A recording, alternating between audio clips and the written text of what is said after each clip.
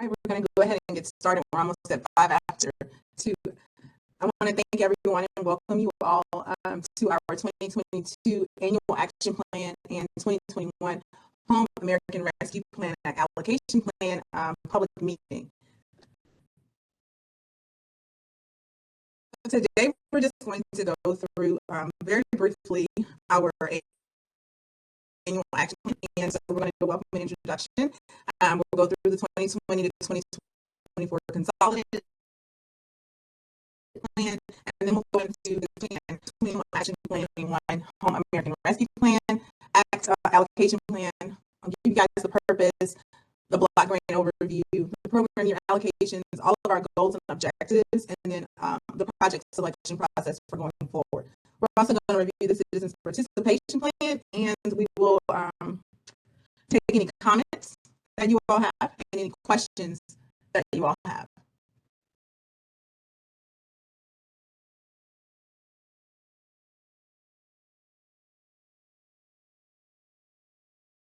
All right, thank you so much. So my name is Tasha Saunders, and I'm the Director of Community and Urban Development for the Mayor's Office of Community Development here at the City of Baton Rouge, the Parish of East Baton Rouge. I'll take a few moments to introduce our team today. We have a very skeleton crew today with us. Our Assistant Director, Ms. Rolanda Ellis, is on the line, and Jennifer Roban, who is our Program Analyst and handles all of our finances and keeps your money moving. We have Mr. Leonard Briscoe, who is a Program Manager, and he is responsible for oversight and administration of our lead hazard reduction grant program, as well as the home rehabilitation program. We also have Ms. Demetria Howard, who is responsible for our environmental compliance, and Ms. Destiny Ellis, who is our receptionist. Many of you probably have seen her at the front when you come in. And then we also have Ms. Cassidy Greer, who is confidential to myself and Ms. And development. I'd like to take you time to welcome you our public meeting, and we'll get right into the content. The City-Parish is considered an entitlement jurisdiction, and that means on an annual basis we do receive the following formula block grants from HUD, and that includes the Community Development Block Grant Program, the Home Investment Partnerships Program, the Emergency Solutions Grant, and also Housing Opportunities for Persons with AIDS, or HOPWA. So each year, every 5 years, we submit to HUD what is called a Consolidated Plan. And it's essentially our application to HUD because we don't have to formally apply for these funds. And so the comp plan is designed to help us assess our affordable housing needs, assess our community development needs, and then make data-driven and place-based investment decisions with the dollars. So the comp plan serves as our framework for a community-wide dialogue, and we identify housing and community development priorities that align with focused funding for the CDBG formula grant programs. So basically what that means is we're more strategic with putting our dollars where they're actually needed throughout the City-Parish. And to do this, we create this 5-year plan. So our 5-year plan is carried out through what's called an annual action plan. Each year, we're responsible for submitting to HUD an annual action plan, which provides a summary of the actions and activities and the specific federal and non-federal resources that we will use to address our priorities. And the priorities are set by the Mayor's Office and also you, the public. So this year, our 2022 annual action plan is just our annual update for the Consolidated Plan. 2022 is year 3 of that 5-year plan, and we were going to be allocating our CDBG, Home, ESG, HOPWA, and our American Rescue Plan dollars for home.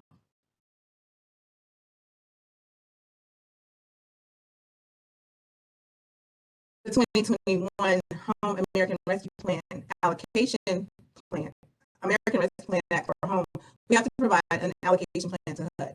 So this is not a new action plan or a contribution to the 2022 action plan. Because of when we receive the dollars, we will be making a substantial amendment to our 2021 annual action plan.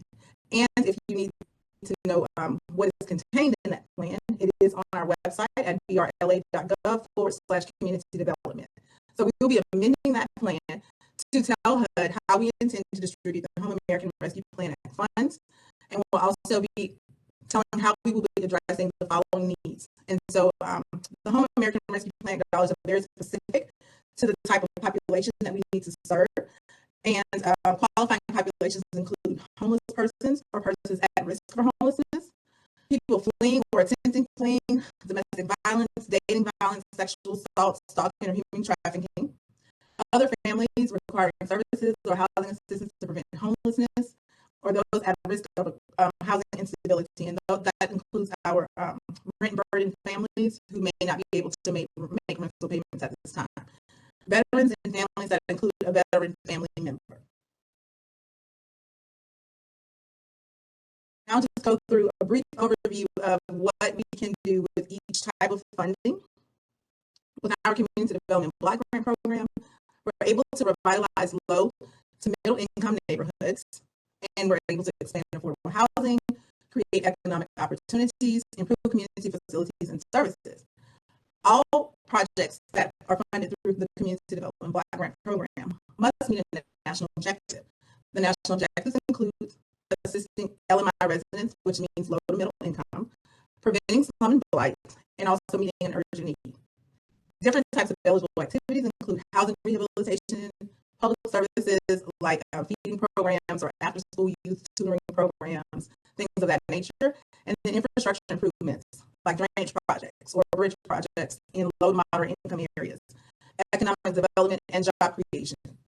Under our Home Investment Partnerships Program, we use these dollars to provide local funding to build, buy, and or rehabilitate affordable housing for rent or home ownership. And we can also provide rental assistance to low to middle income residents. As I stated before, with the Home American Rescue Plan Act dollars, we use these dollars to assist individuals or households who are homeless or either at risk of homelessness and other vulnerable populations by providing housing, rental assistance, supportive services, and non-congregate shelter to reduce homelessness and increase housing stability across the country. Our ESG program, we're able to assist families or persons who are at risk or who are homeless or at risk for homelessness. We use these also to prevent homelessness, to provide rapid rehousing. Some eligible activities include rehabilitation of an existing shelter, or that would be an emergency shelter. We provide operational support for shelters and maintenance of shelters, supportive services for homeless persons, and then homeless prevention activities. Our HOPWA dollars, again, these are dollars that are used to assist families that are low to moderate income persons and their families either living with HIV or AIDS, the individual or their families. And we can provide housing, social services, program planning, and development. Our 2022 allocations and our 2021 Home American Rescue Plan allocations are presented here. For the CDBG, $3,218,185. For home, $1,551,378. ESG, $273,951.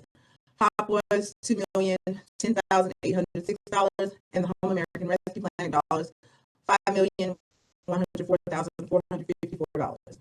I think the most important thing to note to the public about these dollars is that all of these dollars are not generally made available to the public for proposals. They got our admin and also additional programming that is the priority of the City-Parish, like infrastructure improvements, drainage projects, also supporting our DPW demolition program. So City-Parish initiatives also come out of this eligible City-Parish initiatives also come out of this funding. If there are any dollars left available, then we will release a request for proposal for the public to make requests on eligible projects. These are proposed goals and objectives. Generally, these proposed goals and objectives come from the Consolidated Plan, and we just pull out goals for the specific fiscal year. So this year, we want to enhance the sustainability and affordability of single-family housing units through rehabilitation and handicap accessibility improvements. We want to increase availability and accessibility of affordable housing by construction of new affordable housing units. We'd like to increase access to affordable housing by providing housing counseling services for future home buyers. We want to increase sustainability of affordable housing for existing homeowners through foreclosure prevention services. We'll be revitalizing and improving neighborhoods, the safety of our neighborhoods by demolishing unoccupied blighted structures, improving access to healthcare services for low-income persons and preparing for responding to the global pandemic, while improving and increasing access to food and other basic needs for homeless and LMI persons and households. We'll be increasing access to services, emergency housing, transitional housing, and supportive housing for the homeless and near homeless. We'll also be providing housing and supportive services for persons with HIV or AIDS, and we'll be providing rent, mortgage, and utility assistance to low-income households and persons with HIV and AIDS.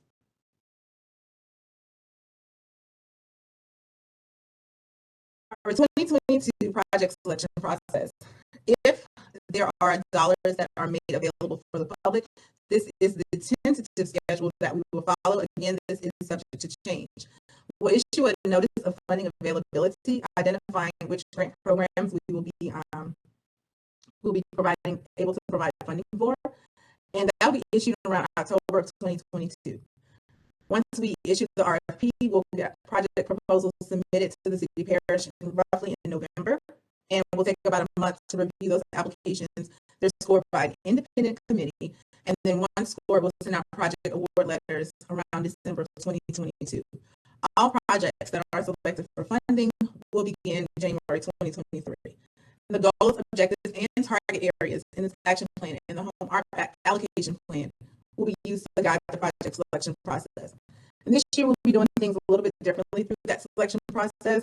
We will be identifying specific corridors and jurisdictions that we want to work in that support the mayor's goals and visions for housing, and also creating safe, hopeful, healthy neighborhoods for this upcoming fiscal year.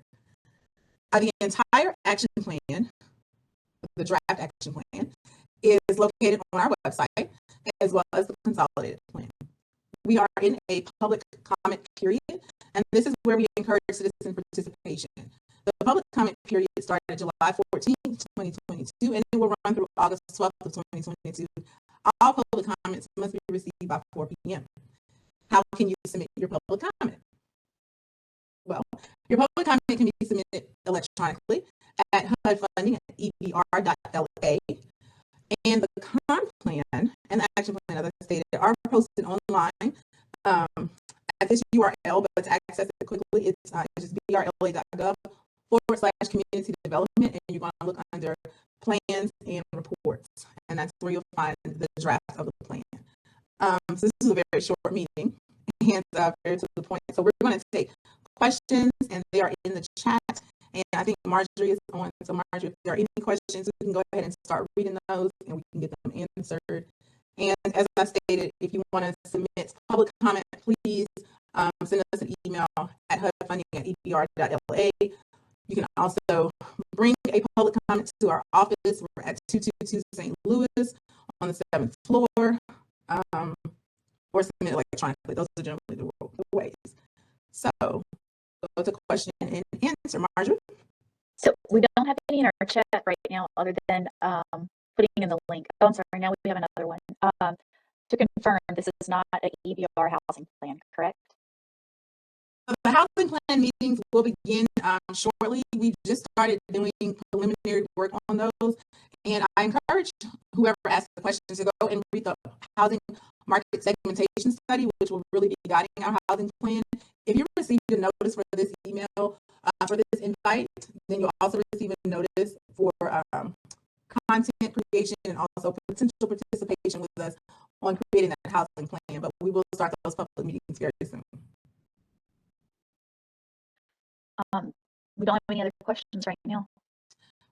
Well, love a short meeting, so I will give everyone else back some of their time. Oh, I'm sorry. No, we got another one. Okay. Can you clarify what portion or amount of each allocation is available for grant funding? application, and it generally is going to depend on the grant program. And I'll give you an example. For the Community Development Block Grant Program, the City-Parish is allowed to take up to 20% of this total allocation as administrative costs, and that pays for the cost of salaries and also consulting services for individuals that assist us, like Candace and Marjorie, with HCA. So that's what those costs are used for, and also like supplies and things of that nature. After the 20% is deducted, then we take out money for any projects that the City-Parish wants to focus on, that we're able to support, like a drainage project or the demolition program or the Choice Neighborhood Implementation Grant that we're also supporting. If there are dollars after all those amounts are deducted, then that is the amount that will be available to RFP. So I can't give you a specific amount per grant program. It just depends on what the City-Parish's focus is for this upcoming fiscal year. The next question is, can you share the mayor's focus areas?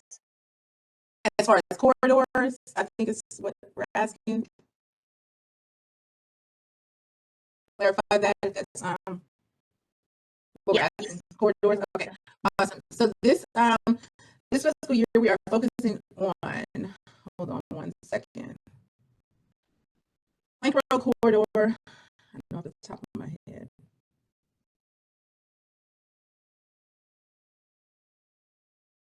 I'm going to misspeak, so I want to make sure I tell you guys correctly.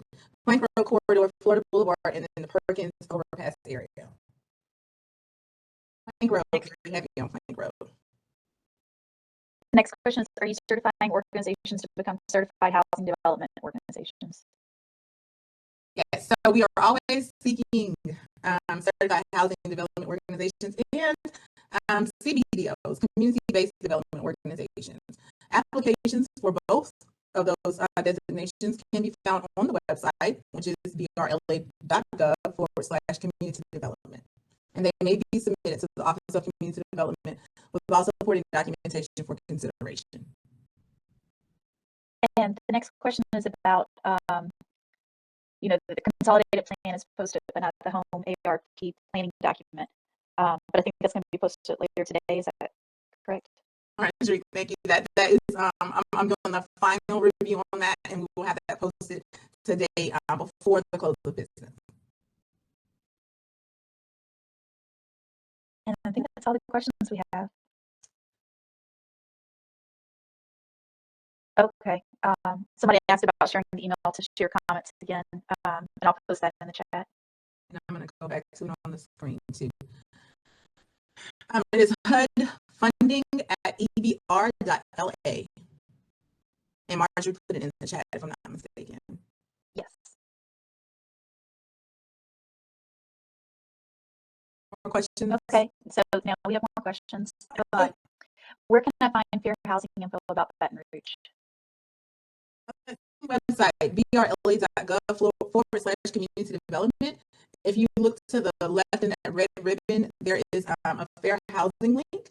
You can click there for information on our fair housing assessment. We do need to create a fair housing plan, and we hope that once we finish the housing plan, we'll be able to focus on the fair housing plan, and we'll get that out. But the fair housing assessment that was just completed in 2021 is posted there.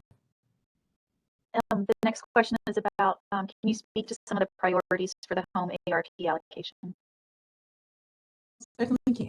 So I think the main goal for this year's funding is going to be increasing or stabilizing our existing affordable housing stock.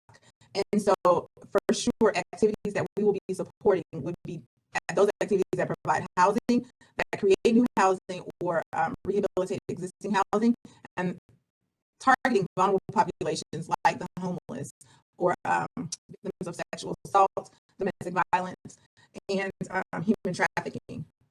But mostly we'll be doing housing activities like creation or sustainability of affordable housing units. The next question is, what factors played a role in determining the ESG allocation? All of these programs are formula grant programs. What I can tell you is that the goal for HUD is to create housing solutions. And so the Emergency Solutions Grant is on an emergency basis. It's to support shelter operations. And so the goal is to create housing solutions like actual units that people can occupy, either rent or home ownership. And so what we're going to start to see is a really a steady decrease in these types of grant program funding. So this is a formula grant. It's based on our population and allocation that HUD received from Congress.